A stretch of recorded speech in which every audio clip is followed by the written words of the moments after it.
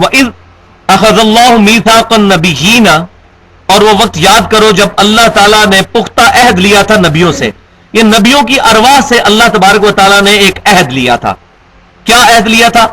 لما آتیتکم من کتاب و حکمت، جب کبھی میں تمہیں عطا کروں کتاب اور حکمت، ثم جاءکم رسول مصدق لما معکم، اور پھر تمہارے پاس رسول تشریف لے آئے کوئی جو اس چیز کی تصدیق کر دے جو تمہارے پاس ہے، لَتُؤْمِنُنَّ بِهِ وَلَتَنْصُرُنَّهُ، تو تم ضرور اس رسول پر ایمان لانا اور ان کی مدد بھی کرنا.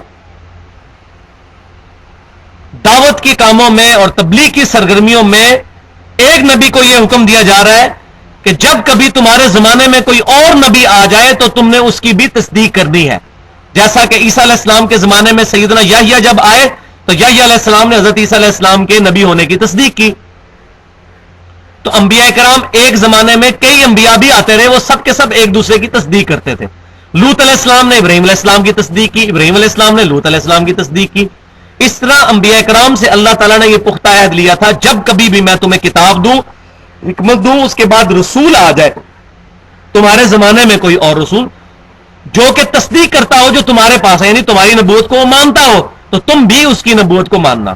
یہ تو تعویل عام کے اعتبار سے حکم تھا، لیکن تعویل خاص کے اعتبار سے یہ پرٹیکولر حکم ہے نبی صلی اللہ علیہ وسلم کے بارے میں کہ تمام انبیاء کرام آ چکے، اگر ان کی زندگی میں رسول اللہ تشریف لے آئے صلی اللہ علیہ وسلم تو تمام نبیوں پر یہ فرض ہے کہ وہ رسول اللہ پر ایمان لے کر آئیں، آپ صلی اللہ علیہ وسلم کی تصدیق کریں اور آپ صلی اللہ علیہ وسلم کی مدد کریں دین کے کاموں میں. قال اقررتم، اللہ تعالیٰ نے فرمایا کیا تم نے اقرار کیا؟ وَأَخَذْتُمْ عَلَى ذَلِكُمْ إِصْرِي، اور اس پر میرا بھاری ذمہ اٹھا لیا اس عہد کے اوپر. قالوا اقررنا، تمام انبیاء نے کہا کہ ہم اقرار کرتے ہیں کہ جب بھی نبی صلی اللہ علیہ وسلم تشریف لائیں گے تعویل خاص کے اعتبار سے تو ہم ضرور ان پر ایمان لائیں گے.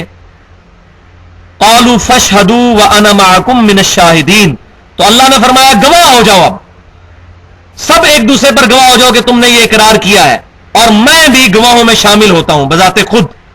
فَمَن تَوَلَّىٰ بَعْدَ ذَلِكَ، اب جو کوئی بھی اس بات سے پھر گیا کہ رسول اللہ کی نبوت کی تصدیق نہ کی، فَأُولَٰئِكَ هُمُ الْفَاسِقُونَ، تو یہی لوگ اصل میں فاسق ہوں گے. انبیاء کرام کے بارے میں یہ بات کی جا رہی بفرض محال. اگر انبیاء کرام کو یہ تھریٹ دی جا رہی ہے کہ اگر تم نے رسول اللہ صلی اللہ علیہ وسلم کو اپنا امام نہ مانا اور ان کی تصدیق نہ کی تو تم فاسق ہو جاؤ گے، تو اب مجھے بتائیں اب ہم رسول اللہ کو چھوڑ کر صلی اللہ علیہ وسلم امتیوں کے ساتھ نسبتیں لگاتے پھریں، مولویوں کے ساتھ اپنی نسبتیں لگاتے پھریں، میں فلاں ہوں تو میں فلاں ہوں تو میں فلاں ہوں، میں حنفی ہوں، میں شافی ہوں، میں مالکی ہوں، میں فلاں ہوں، میں قادری، میں چشتی. حالانکہ ان بزرگوں نے یہ تعلیمات ہی نہیں دی ہوئی. یہ پیچھے والوں نے جو ہے وہ شاہ سے زیادہ شاہ کے وفاداروں نے یہ کام کیے ہیں، انہوں نے تو کہیں نہیں یہ فرمایا. عیسیٰ علیہ السلام نے کب کہا کہ مجھے پوجو؟ یہ عیسائیوں نے خود عقیدہ ان کی طرف بنا دیا. اسی طریقے سے مسلمانوں میں بھی خرابیاں پیدا ہوئیں. یہ اقرار نبی صلی اللہ علیہ وسلم کی زندگی میں بظاہر تو پورا نہیں ہوا کیونکہ کوئی پروفٹ زندہ ہے ہی نہیں تھا جب نبی صلی اللہ علیہ وسلم تشریف لے کے آئے. ہاں، معجزے کے طور پر صحیح مسلم کتاب الایمان میں ایک حدیث موجود ہے کہ شب معراج نبی صلی اللہ علیہ وسلم کو اللہ تبارک و تعالی نے جب بیت المقدس بلایا مسجد اقصی کے اندر، وہاں انبیاء کرام کی ارواح آئیں اور ان کو نبی صلی اللہ علیہ وسلم نے نماز پڑھائی، نبی صلی اللہ علیہ وسلم کو ان کا امام بنایا گیا. اسی حدیث کی وجہ سے صحیح مسلم کی جو حدیث ہے ہم نبی صلی اللہ علیہ وسلم کو امام الانبیاء کہتے ہیں. تمام انبیاء کی آپ نے امامت فرمائی، لیکن یہ تمام معاملات معجزانہ طور پر ہوئے ہیں. یہ فزیکلی اس طرح نہیں ہے کہ کوئی وہاں جو لوگ بیٹھے تھے انہوں نے یہ چیز دیکھی بھی ہو. یہ سب معجزانہ، یہ عالم الغیب کی خبریں ہیں، یہ برزخ کی خبریں ہیں. اچھا، جو وہ معاملہ ہے کہ دنیا کے اندر کوئی دنیاوی زندگی کے ساتھ نبی موجود ہو اور اس نے نبی صلی اللہ علیہ وسلم کی تصدیق کی ہو، تو ایسا کوئی واقعہ نہیں، کیونکہ آپ صلی اللہ علیہ وسلم اور عیسیٰ علیہ السلام کے درمیان تقریباً 600 سال کا وقفہ ہے. 600 سال کا. 571 میں نبی صلی اللہ علیہ وسلم پیدا ہوئے. اور اس زمانے کو سورہ مائدہ کے اندر اللہ تعالیٰ نے فطرت کا زمانہ قرار دیا ہے, جس کے اندر کوئی پروفٹ نہیں آیا. یہ فطرت کا زمانہ ہے 600 سال کا. اور اللہ تعالیٰ نے فرمایا کہ اب اللہ کی طرف سے ڈر سنانے والا اور خوشخبری سنانے والا محمد رسول اللہ صلی اللہ علیہ وسلم تشریف لا چکے ہیں, تاکہ تم یہ گلہ نہ کر سکو کہ ہمارے پاس کوئی ڈر سنانے والا تشریف نہیں لایا. اب اتنے بڑے فطرت کے پیریڈ کے بعد آ گئے ہیں ہمارے رسول صلی اللہ علیہ وسلم. تو یہ آیت بھی اس چیز کا ثبوت ہے کہ کوئی نبی زندہ نہیں تھا دنیا کے اندر. لہذا جن لوگوں کا یہ عقیدہ ہے کہ حضرت خضر علیہ السلام زندہ ہے اور وہ صوفیوں کے پاس آتے ہیں اور ان کی رہنمائی کرتے ہیں, تو یہ عقیدہ بھی قرآن اور سنت کے 100% خلاف, اور یہ کفری عقیدہ ہے. کیونکہ خضر علیہ السلام نبی ہے, اس میں کوئی شک ہی نہیں ہے. اس کی وجہ یہ ہے کہ خضر علیہ السلام حضرت موسیٰ علیہ السلام کے استاد ہیں. یہ نہیں ہو سکتا کہ غیر نبی کبھی نبی کا استاد ہو. نبی کا استاد نبی ہوگا, رسول کا استاد رسول ہوگا. اگر نبی صلی اللہ علیہ وسلم کو جبرائیل نے آ کر سکھایا تو جبرائیل خود بھی رسول تھے, ان کو اللہ نے سکھایا, انہوں نے نبی صلی اللہ علیہ وسلم کو آ کر سکھایا. تو غیر نبی کبھی نبی کو نہیں سکھا سکتا. یہ عقیدہ ہی غلط ہے, عقیدہ ہی کفر ہے. لہذا خضر علیہ السلام نبی تھے جو وہ ولی نہیں تھے. اسی کی بنیاد پہ سب کی سب وہ باطل عقائد و نظریات صوفیوں نے گھڑے ہیں. امام بخاری رحمۃ اللہ علیہ نے کتاب العلم چیپٹر میں جب حضرت خضر اور موسیٰ علیہ السلام کا قصہ لے کے آئے ہیں تو انہوں نے ساتھ دونوں کے ساتھ علیہم السلام لکھا ہے. دونوں کو اکٹھا ذکر کیا ہے, اللہ تعالیٰ کی سلامتی ہو ان پر. یعنی امام بخاری رحمۃ اللہ علیہ کا بھی یہی عقیدہ تھا کہ خضر علیہ السلام بھی نبی تھے. اور ان کے نبی ہونے کی سب سے بڑی دلیل وہ سورۃ الکہف کی آیت ہے. وہ آیت بھی میں پڑھ کے آپ کو سنا دیتا ہوں. سورۃ الکہف کے اندر جب وہ خضر علیہ السلام کا قصہ آتا ہے کہ انہوں نے 3 کام کیے اور موسیٰ علیہ السلام ان کاموں پر صبر نہ کر سکے, تو ان آیات, ان تمام معاملات کے بعد خضر علیہ السلام نے کیا کہا, یہ نکال لیں آپ, 16ویں پارے کا پہلا صفحہ نکال لیں. یہ بڑی امپورٹنٹ آیات ہے. 16ویں پارے کا پہلا صفحہ کون سا؟ 303 سی, صفحہ 303 مل گیا.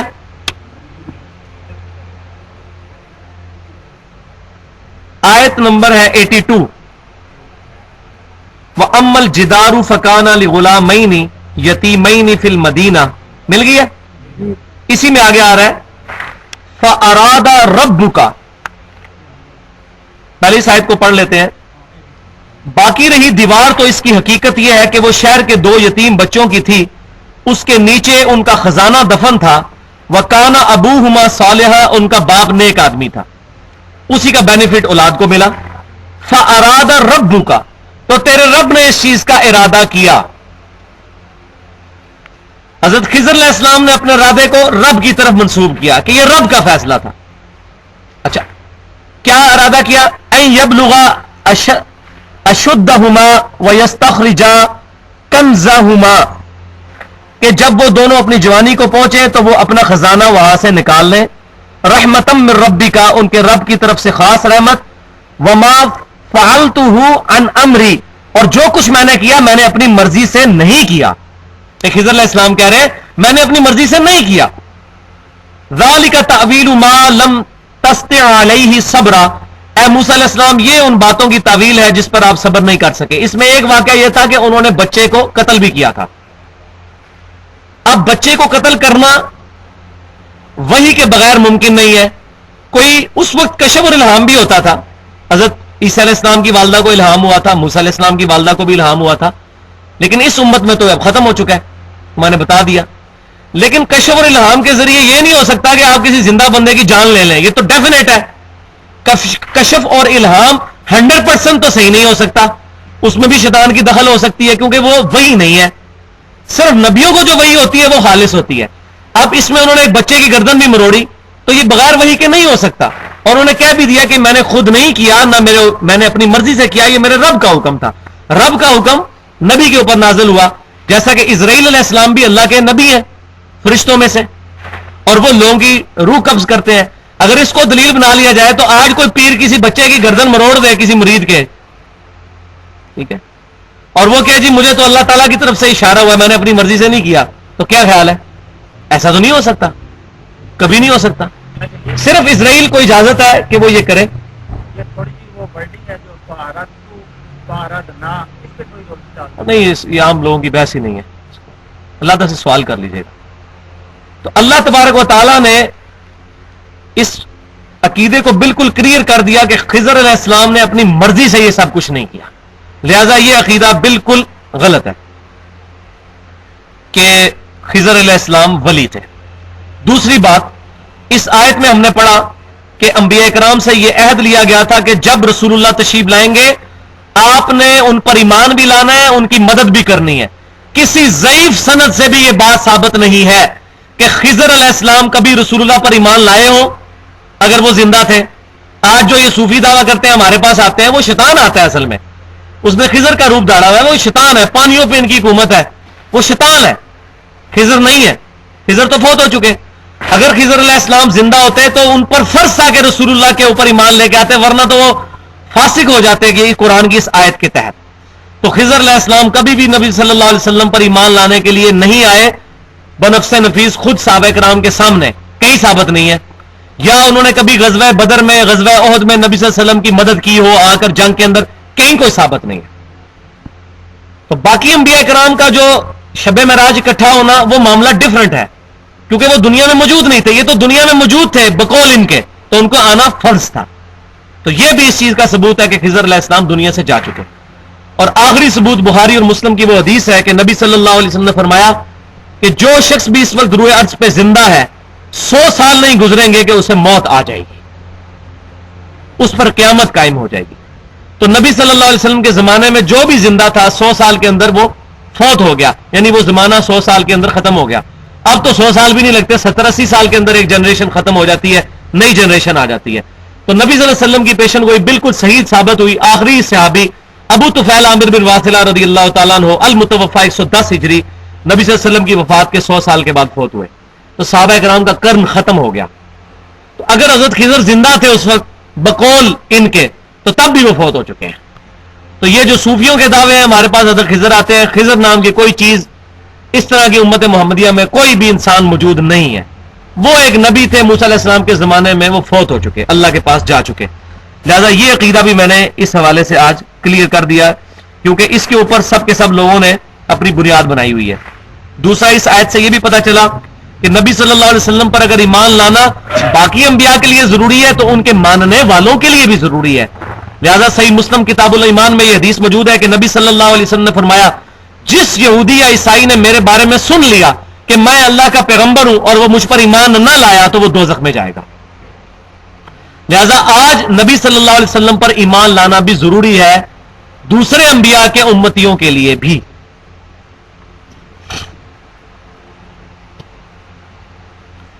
اور اس میں ایک اور عقیدہ بھی کلیئر ہوا، وہ یہ کہ تمام انبیاء سے اللہ نے یہ عہد لیا تھا کہ تمہارے زمانے میں کوئی نبی آئے تو اس پر ایمان لانا، اور تمام انبیاء اپنے آنے والے انبیاء کے آنے کی بشارت دیتے رہے. جیسا کہ میں نے کئی دفعہ بتایا ہے کہ آج بھی گاسپل آف جان کے اندر یوحنا کی انجیل جو ہے اس کے اندر موجود ہے چیپٹر نمبر 14، جس میں عیسیٰ علیہ السلام اپنے حواریوں سے کہتے ہیں کہ میں نے تم سے بہت کچھ کہنا ہے مگر ابھی تم اس کے متحمل نہیں ہو. جب وہ آئیں گے دنیا میں تو وہ تمہیں سب کچھ سکھائیں گے، میرا جانا تمہارے لیے رحمت ہے، میں جاؤں گا تو وہ ہستی دنیا میں تشریف لائیں گی، وہ دنیا میں میرا نام روشن کریں گی، وہ اپنی خواہش نفس سے کچھ نہیں کہیں گے، وہ وہی کہیں گے جو اللہ تعالیٰ ان کو وہی فرمائے گا. یہ پریڈکشن آج بھی انجیل میں نبی صلی اللہ علیہ وسلم کے بارے میں موجود ہے. اسی طریقے سے کتاب الاستثناء چیپٹر ڈیوٹرانومی جو تورات اولڈ ٹیسٹمنٹ میں موجود ہے اس کے چیپٹر نمبر 18 کی آیت نمبر 18 ہے کہ موسیٰ علیہ السلام کہتے ہیں کہ اللہ تبارک و تعالیٰ نے فرمایا موسیٰ علیہ السلام کے بارے میں کہ اے موسیٰ علیہ السلام میں تیرے بھائیوں یعنی بنی اسماعیل میں سے تیری مانند ایک رسول برپا کروں گا، اس کے منہ میں اپنا کلام ڈالوں گا، وہ اپنے خواہش نفس سے کچھ نہیں کہیں گے، وہ وہی کہیں گے جو میں ان کو وہی کروں گا. یہ پریڈکشن بھی نبی صلی اللہ علیہ وسلم کے بارے میں موجود ہے. تو تمام انبیاء اپنے آنے والے انبیاء کی بشارت دیتے آئے. اگر غلام احمد قادیانی دجال بھی نبی ہوتا تو کسی تو دنیا کی حدیث کے اندر یہ موجود ہوتا کہ نبی صلی اللہ علیہ وسلم نے فرمایا ہوتا کہ میرے بعد غلام احمد قادیانی آئے گا، اس کو نبی مان لینا. کہیں نہیں ہے، اور اس پر ضرور ایمان لے کر آنا. یہ بھی اس بات کا ثبوت ہے کہ نبی صلی اللہ علیہ وسلم کے بعد کوئی نبی نہیں آئے گا. بخاری اور مسلم کی متفق علیہ حدیث ہے کہ نبی صلی اللہ علیہ وسلم نے فرمایا قیامت اس وقت تک قائم نہیں ہوگی جب تک 30 جھوٹے دجال نہ پیدا ہوں جو یہ دعویٰ نہ کرنے لگ پڑے کہ میں اللہ کا نبی ہوں. ہر بندہ یہ دعویٰ کرے گا. اور ابو داؤد میں حدیث موجود ہے, اس میں آگے الفاظ ہے کہ نبی صلی اللہ علیہ وسلم فرمایا انا خاتم النبیین, میں خاتم النبیین ہوں, لا نبی بعدی, میرے بعد کوئی نبی نہیں. اور بخاری اور مسلم کی متفق علیہ حدیث ہے کہ نبی صلی اللہ علیہ وسلم نے فرمایا کہ میری مثال اور باقی انبیاء کی مثال ایک عمارت کی سی ہے جو بڑی خوبصورت ہو, لیکن اس میں ایک اینٹ لگنے کی جگہ ابھی باقی ہو, جو بھی شخص وہاں سے گزرے اس عمارت کی خوبصورتی کی تعریف کرے, لیکن ساتھ یہ کہ اگر یہ ایک اینٹ لگ جائے تو یہ عمارت پرفیکٹ ہو جائے, وہ ایک اینٹ میں ہوں, نبی صلی اللہ علیہ وسلم نے فرمایا. تو جب جگہ ہی ایک اینٹ کی ہے تو غلام احمد قادیانی کہاں سے آ گیا؟ تو یہ تمام کی تمام چیزیں ان آیات سے کلیئر ہوتی ہیں. تو پچھلی دفعہ خضر علیہ السلام سے متعلق میں نے ڈیٹیل سے گفتگو کی تھی. اس میں نے پہلی چیز یہ کلیئر کی تھی کہ خضر علیہ السلام نبی ہیں, ولی نہیں ہیں. اور اس کے ثبوت میں نے سب سے بڑی بات یہ پیش کی کہ چونکہ خضر علیہ السلام سیدنا موسیٰ علیہ السلام کے استاد ہیں, یہ کبھی نہیں ہو سکتا کہ کوئی غیر نبی کسی نبی کا استاد ہو. یہ نبی کی شان کے ہی منافی ہے. نبی کا استاد نبی ہو سکتا ہے. دوسری دلیل یہ کہ امام بخاری رحمۃ اللہ علیہ نے صحیح بخاری کے اندر موسیٰ علیہ السلام اور خضر علیہ السلام کا جہاں پر ذکر کیا تو دونوں کے ناموں کے ساتھ علیہ السلام ذکر کیا ہے. یہ اس چیز کا ثبوت ہے کہ وہ حضرت خضر علیہ السلام کو پروفٹ مانتے تھے. اور اس کے بعد میں نے یہ ڈسکس کیا کہ جن لوگوں کا یہ عقیدہ ہے کہ خضر علیہ السلام زندہ ہیں اور ان کو موت نہیں آئی, ان کا رد کیا تھا کہ نبی صلی اللہ علیہ وسلم پر انبیاء کرام کے لیے ایمان لانا فرض تھا. اگر کوئی نبی رسول اللہ صلی اللہ علیہ وسلم کے مبارک زمانے میں زندہ ہوتا دنیاوی زندگی کے ساتھ, تو اس پہ فرض تھا کہ وہ نبی صلی اللہ علیہ وسلم پر اعلانیہ ایمان لے کر آتا اور نبی صلی اللہ علیہ وسلم کے ساتھ قتال میں, جنگوں میں شریک ہوتا. وہ پیچھے آیت گزری تھی کہ جب رسول اللہ تشریف لے آئے تو تم ان کی مدد کرنا, ان پر ایمان لے کر آنا. کسی ضعیف سند سے بھی یہ بات ثابت نہیں کہ کبھی خضر علیہ السلام نبی صلی اللہ علیہ وسلم پر ایمان لائے ہوں یا انہوں نے نبی صلی اللہ علیہ وسلم کے ساتھ کسی جنگ میں شرکت کی ہو. لہٰذا یہ عقیدہ بالکل فاسد ہے. ورنہ خضر علیہ السلام اپنی نبوت سے ہی ہاتھ دھو بیٹھتے اگر وہ اللہ کے حکم کی نافرمانی کرتے. تو انبیاء کے لیے یہ چیز ناممکن ہے, محال ہے کہ وہ اپنے رب کے حکم کی نافرمانی کرے. اور تیسری چیز اس کے اندر یہ تھی اسی کانٹیکسٹ میں کہ بخاری اور مسلم کی متفق علیہ حدیث ہے کہ اس وقت جو شخص بھی روئے زمین پر, روئے ارض پر زندہ ہے, 100 سال نہیں گزریں گے کہ اس پر قیامت قائم ہو جائے گی, یعنی اس کو موت آ جائے گی. تو نبی صلی اللہ علیہ وسلم کے مبارک زمانے میں جتنے لوگ بھی زندہ تھے وہ 100 سال کے اندر اندر فوت ہو گئے, اور صحابہ کرام کا قرن ختم ہوا. قرن کہتے ہیں عربی میں زمانے کو. تو صحابہ کرام کا قرن, ان کا زمانہ وہ ختم ہو گیا 100 سال کے اندر نبی صلی اللہ علیہ وسلم کے دنیا سے تشریف لے جانے کے بعد.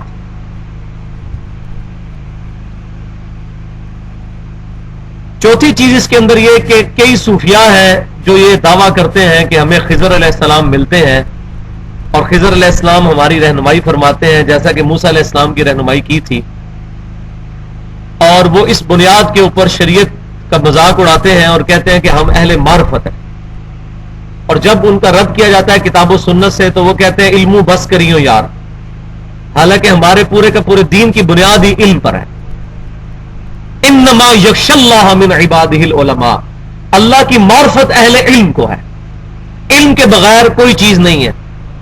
اور یہ جو لوگ علم کی تذلیل کرنے کے لیے کہتے ہیں جی شیطان بھی بہت بڑا عالم تھا, بھائی یہ کوئی ثابت نہیں ہے کہ شیطان عالم تھا. شیطان بہت بڑا جاہل تھا. عالم ہوتا, عالم جبرائیل علیہ السلام تھے جو اللہ کے حکم کو مانتے ہوئے انہوں نے حضرت آدم علیہ السلام کو سجدہ کیا. عالم تو سارے فرشتے تھے جنہوں نے علم کی بنیاد پر اللہ تعالیٰ کے حکم کو مانا. جو اللہ تبارک و تعالیٰ کے حکم کو نہ مانے وہ تو جاہل ہے, وہ عالم کہاں سے ہو سکتا ہے؟ شیطان کوئی عالم نہیں تھا, وہ جاہل تھا. تو یہ میرا اپنا گمان یہ ہے اور میرا یہ اپنا اجتہاد ہے کہ یہ جو خضر ان کو ملتا ہے یہ بیسیکلی شیطان ہے جس نے حضرت خضر علیہ السلام کا روپ دھاڑا ہوا ہے. یہی وجہ ہے کہ نبی صلی اللہ علیہ وسلم اور صحابہ کرام علیہم رضوان کو کبھی بھی خضر آ کے نہیں ملے، نہ ان کی کوئی رہنمائی کی اس معاملے میں، ورنہ تو ہوتا کہ جب بخاری اور مسلم کی متفق علیہ حدیث ہے کہ صحابہ کرام علیہم رضوان میں اختلاف ہوا خلافت کے مسئلے میں، تو خضر علیہ السلام آ جاتے، ان کو مشورہ دیتے آ کر، کوئی تو ایسا مسئلہ ہوتا، کسی صحیح سند کے ساتھ کوئی حدیث تو ایسی موجود ہوتی، تو کوئی ایسی حدیث موجود نہیں ہے، لہذا یہ شیطان ہے۔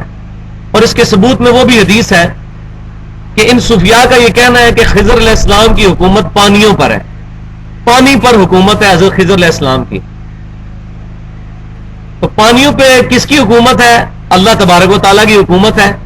البتہ اللہ تبارک و تعالیٰ نے کی اجازت سے پانیوں پر شیطان کا تخت ہے۔ صحیح مسلم کے اندر 3 جلد کے اندر صحیح سند ظاہر ہے صحیح مسلم کی حدیث ہے، حدیث موجود ہے کہ نبی صلی اللہ علیہ وسلم نے فرمایا کہ شیطان کا تخت پانی کے اوپر ہے، اور شیطان وہاں پر میٹنگ کال کرتا ہے، اپنے سارے چیلوں کو بلاتا ہے، ان سے ڈسکشن کرتا ہے آج تم نے کیا کیا کیا۔ تو کوئی چیلا آ کے بتاتا ہے کہ آج میں نے فلاں سے چوری کروائی، کوئی کہتا ہے میں نے فلاں سے یہ گناہ کا کام کروایا۔ تو جو شخص اس کو یہ آ کر کہتا ہے، اس کا چیلا شیطان کا، کہ آج میں نے 2 میاں بیوی کے درمیان لڑائی کروا دی، تو اس سے وہ بڑا خوش ہوتا ہے اور اس چیلے کو وہ گلے ملتا ہے کہ تم نے اصل کام کیا ہے، کیونکہ تمدن کی اور معاشرے کی جڑ کٹتی ہے میاں بیوی کے رشتے کے کمزور ہونے سے۔ میاں بیوی کا رشتہ کمزور ہوگا، لڑائی ہوگی، طلاق ہوگی، تو بچوں کا مستقبل خراب ہوگا، اور ایسے بچے پھر معاشرے کے لیے ناسور بنیں گے۔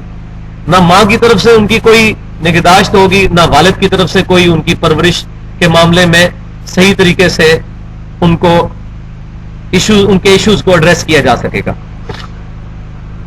تو شیطان کا تخت پانیوں پر ہے، اور یہی وہ خضر ہے جس کے بارے میں کہتے ہیں پانیوں پہ حکومت ہے، یہ شیطان ہے اصل میں۔ اور اس کانٹیکسٹ میں میں آپ کو ایک اپنا پرسنل واقعہ بھی سناتا ہوں۔ پچھلے سال 17 مارچ 2010 کو اسلام آباد میں نے اپنے گھر کے لیے بورنگ کا ٹھیکہ کیا ایک ٹھیکیدار کے ساتھ۔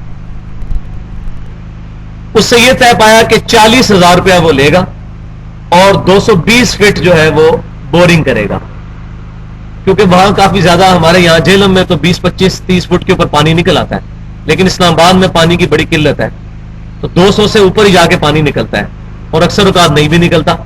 تو اس سے 220 فٹ جو ہے وہ طے ہوا۔ تو تقریباً 35 دن تک اس نے جو ہے وہ کھدائی کی، اور 220 فٹ جو ہے کھودا، پانی کا ایک ذرہ تک نہیں آیا تھا، ایون سینڈ بھی نہیں تھی زمین کے اندر، تو امید لگ جاتی کہ پانی نکلے گا۔ تو اس نے بورنگ کرنے سے پہلے مجھے یہ کہا تھا کہ آپ بھائی حضرت خضر علیہ السلام کے نام کا بکرا دیں، کیونکہ پانیوں پہ حضرت خضر کی حکومت ہے، تو خضر علیہ السلام کے نام کا بکرا دیں گے تو تب پانی نکلے گا۔ اور جب پانی نہیں نکلا تو اس نے بغلیں بجانا شروع کر دی۔ اس نے کہا کہ جی دیکھا، میں نے کہا تھا خضر علیہ السلام کا بکرا دو ان کے نام کا۔ تو میں نے اس کو یہ بات کہی تھی کہ اللہ تبارک و تعالی ہی زمین و آسمان کے تمام خزانوں کا مالک ہے، اللہ تبارک و تعالی ہی عطا فرمانے والا ہے، کسی کی کوئی حکومت نہیں ہے، ایک ذرے کا بھی کوئی اختیار نہیں رکھتا اس کائنات کے اندر۔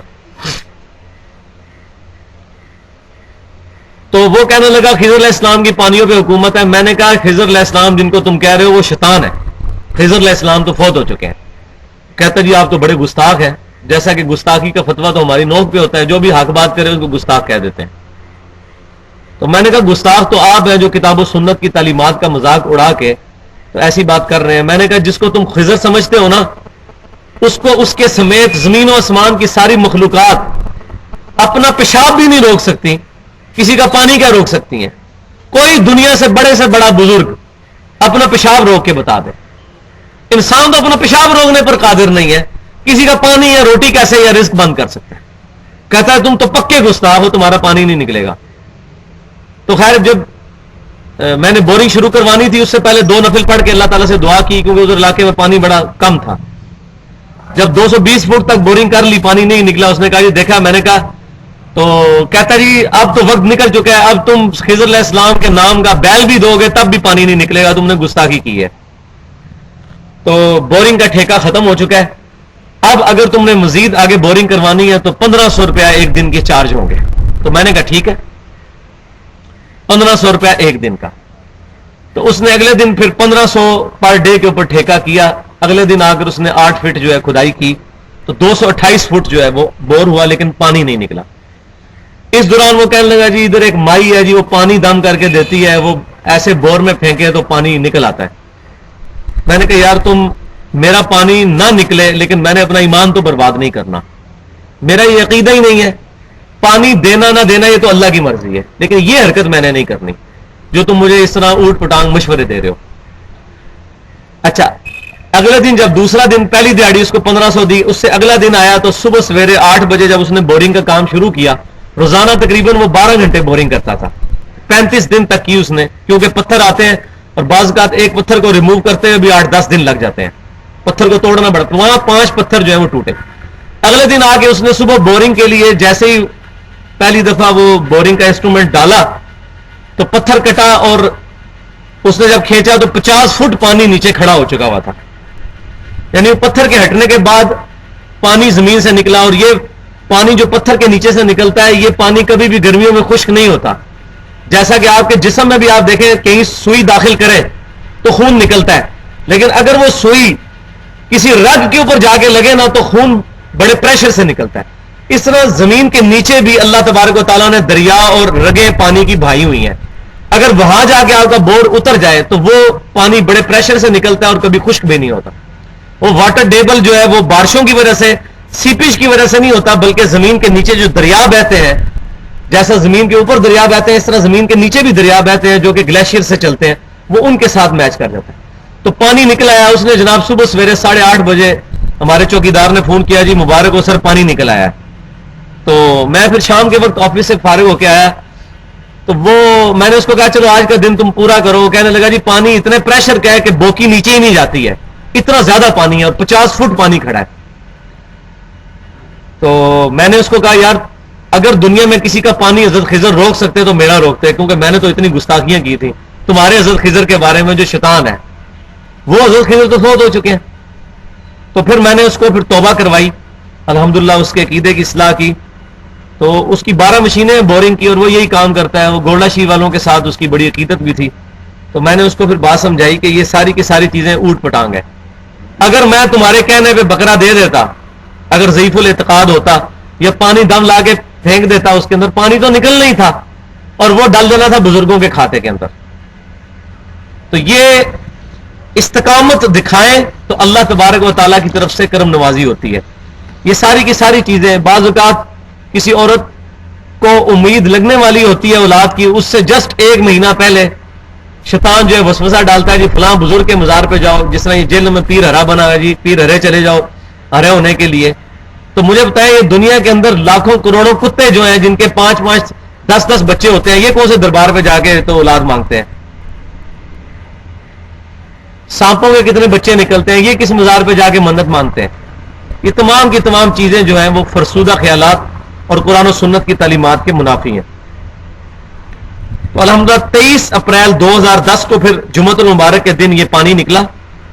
الحمدللہ اس کے بعد 1 سال سے یہ پانی اسی طریقے سے بڑی تیزی سے نکل رہا ہے, بلکہ قریب کے کتنے بور خشک ہو چکے ہیں لیکن وہ پانی نہیں خشک ہوا, کیونکہ قریب کے بور جو تھے وہ بزرگوں کی دعا سے نکلے تھے اور یہ بور جو ہے وہ اللہ تبارک و تعالیٰ کی کرم نوازی سے نکلا تھا. کیونکہ جب کوئی شخص جیسے سورۃ الانعام میں آتا ہے کہ مشرکین مکہ کہتے تھے یہ چیزیں تو اللہ کے لیے خاص ہیں, یہ ہمارے بتوں کے لیے خاص ہے, اور یہ جو اللہ کے لیے چیزیں ہیں ان کے ساتھ ہم اپنے بتوں کی بھی نیت کرتے ہیں. تو اللہ تعالیٰ فرماتا ہے خالصتاً میری نیت کرو, اگر اس کے ساتھ چیزیں ایڈ کرو گے تو یہ باقی چیزیں نہیں, اور اپنے بتوں کو ہی دے دو, میری بارگاہ میں کوئی ایسی چیز قابل قبول نہیں ہے. اللہ تعالیٰ خالص توحید چاہتا ہے, اور یہی نبی صلی اللہ علیہ وسلم کی تعلیمات کا خلاصہ ہے. امام کائنات سید الاولین والآخرین شفیع المذنبین رحمت للعالمین سیدنا و مولانا امام اعظم محمد رسول اللہ صلی اللہ علیہ وآلہ وسلم کے بارے میں قرآن پاک میں کیٹاگوریکل یہ مینشن کیا گیا سورۃ الانعام کے اندر, قل اننی ہدانی ربی الی صراط مستقیم. یہاں سے وہ آیات شروع ہوتی ہیں جس کو کنکلوڈ کیا ہے قل ان صلاتی ونسکی ومحیای ومماتی للہ رب العالمین. اے محبوب صلی اللہ علیہ وسلم آپ فرما دیجئے بے شک میری نماز, میری قربانی, میرا جینا, میرا مرنا سب اللہ کے لیے ہے. جو تمام جہانوں کا پالنے والا ہے. تو نبی صلی اللہ علیہ وسلم نے اللہ تعالیٰ کو ٹاپ پریورٹی بنایا ہوا تھا, اور یہی آپ صلی اللہ علیہ وسلم کی اپنی امت کے بارے میں بھی خواہش اور اپنی امت کے لیے بھی تعلیمات کا خلاصہ ہے کہ ٹاپ پریورٹی اللہ کی ذات کو بنایا جائے, اس کے محبوب صلی اللہ علیہ وسلم کی تعلیمات کو بنایا جائے. تو یہ خضر علیہ السلام کے متعلق بھی یہ مسکنسیپشن میں نے کلیئر کر دی.